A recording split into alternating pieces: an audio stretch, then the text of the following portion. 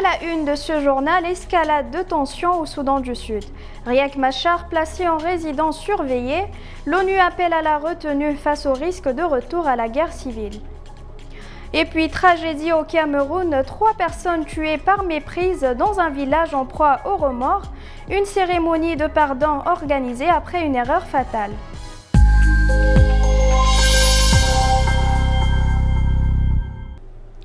Mesdames et messieurs, bonsoir et bienvenue à cette nouvelle édition. Au Soudan du Sud, c'est une nouvelle escalade vers un possible retour de la guerre civile.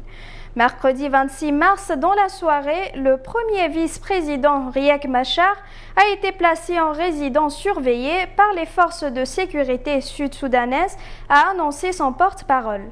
Les conditions exactes de cette détention et son implication pour la survie de l'accord de paix signé en 2018 ne sont pas claires. Mais le pays ne semble-t-il jamais été si proche d'un retour du conflit.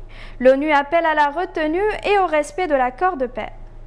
C'est une évolution de la crise politique au Soudan du Sud aussi crainte qu'attendue.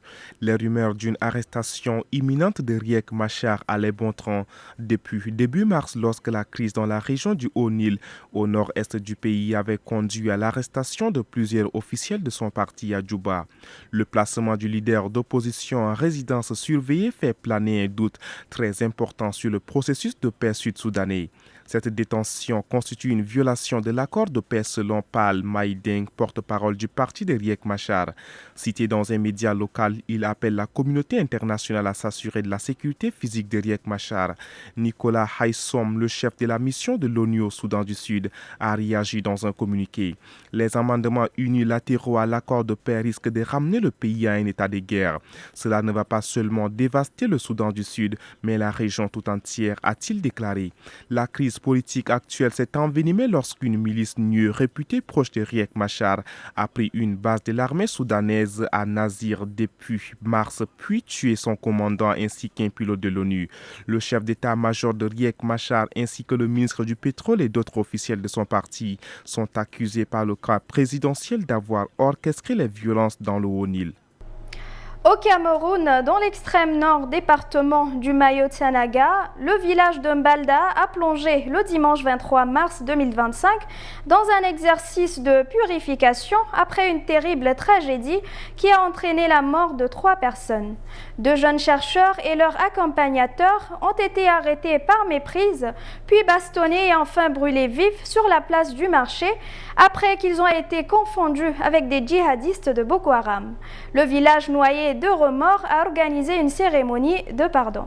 En guise de cérémonie, c'était un recueillement avec des prières et des cantiques pour implorer et conjurer le sort après l'événement du 2 mars 2025. Tout le monde regrette, glisse un habitant d'Ombalda, un village de l'extrême nord du Cameroun. Les 2 chercheurs et leur guide avaient été arrêtés en plein jour près d'un lieu considéré comme sacré. Et malgré leurs supplications, leur mise à mort par le feu avait été prononcée sur le champ. Les raisons de la méprise sont rappelées par le prédicateur du jour. La journée du 2 mars 2025, aux environs de 13 heures, 3 individus qui, selon la population, étaient assimilés à des malfrats venaient pour planifier leur opération. Malheureusement, leur identité n'a pas été bien déclinée. Depuis le drame, entre remords et demande de pardon, le village de 5000 âmes est habité par un étrange sentiment de culpabilité partagé par tous. Présent à cette cérémonie, au nom du gouvernement, le ministre de la Santé, Maounada Malachi, qui est lui-même natif de la localité, a déclaré qu'aucune justification ne peut être acceptée pour une telle tragédie et que plus jamais cela ne se reproduirait. Il fallait un peu, à travers la parole de Dieu, solliciter la purification divine.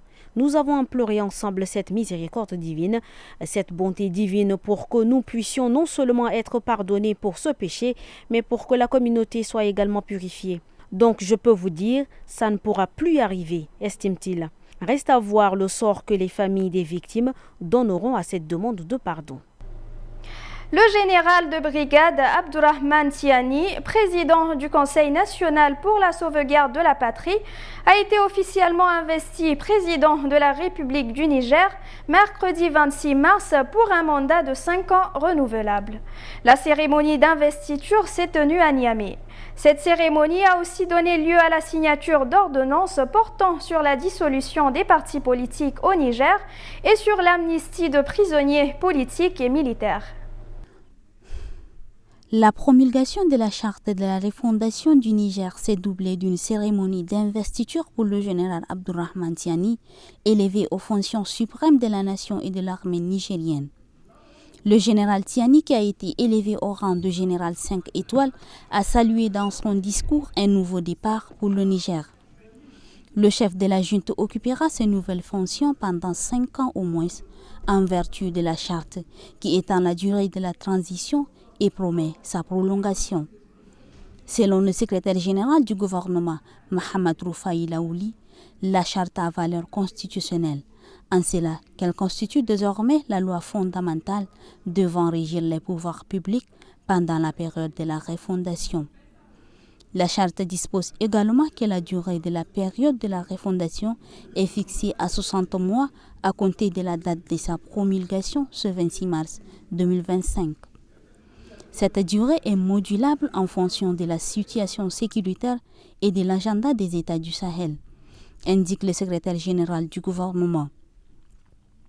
2 ordonnances portant sur la dissolution des partis politiques au Niger et sur l'amnistie des prisonniers politiques et militaires ont été signées par le général Abdourahmane Tiani, qui a insisté sur la nécessité d'une réconciliation nationale. J'avais évoqué la nécessité pour les Nigériens de pardonner et de se pardonner entre eux pour donc se débarrasser des boulets, de la haine et de la rancœur qui tirent les pays vers le bas. Le général Tiani a également annoncé que l'installation des bases militaires étrangères au Niger serait désormais décidée sur la base d'une consultation populaire. Mercredi 26 mars, le président congolais a fait un déplacement express à Luanda pour rencontrer son homologue angolais João Lourenço. Au menu, un entretien en tête-à-tête entre les 2 présidents, notamment sur la question de la crise sécuritaire dans l'est du pays.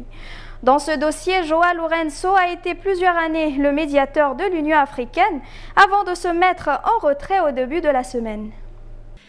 C'est la première rencontre depuis l'annonce du retrait de l'Angola de la médiation, depuis l'entretien entre Félix Tshisekedi, Paul Kagame à Doha et depuis l'échec des négociations avec le M23 qui devait commencer à Luanda. Il y avait donc probablement des choses à clarifier, laisse entendre un diplomate à Kinshasa. Le président congolais s'est donc rendu à Luanda pour une visite de quelques heures, comme il l'avait déjà fait plusieurs fois ces dernières semaines. L'Angola est un pays ami qui a beaucoup fait pour aider. Il fallait à tout prix éviter les incompréhensions, confie-t-on du côté de la présidence congolaise. Le ministre angolais des Affaires étrangères a expliqué que les 2 chefs d'État avaient convenu de maintenir une concertation et des consultations régulières.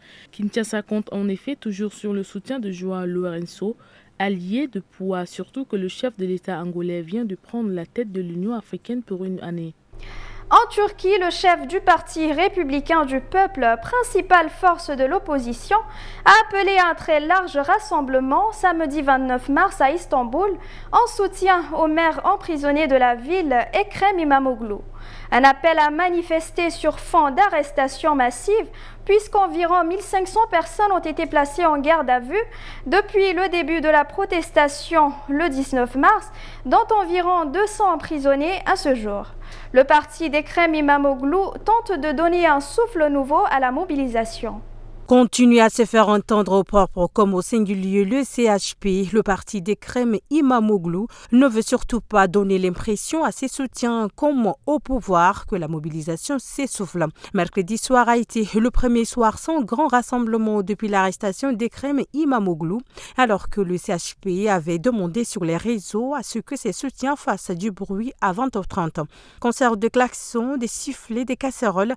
Dans les grandes villes comme Istanbul, Ankara ou Izmir, le mouvement a été plus ou moins suivi selon les quartiers. D'autres rassemblements de moindre ampleur avaient eu lieu au même moment à l'initiative d'étudiants ou d'autres groupes d'opposition.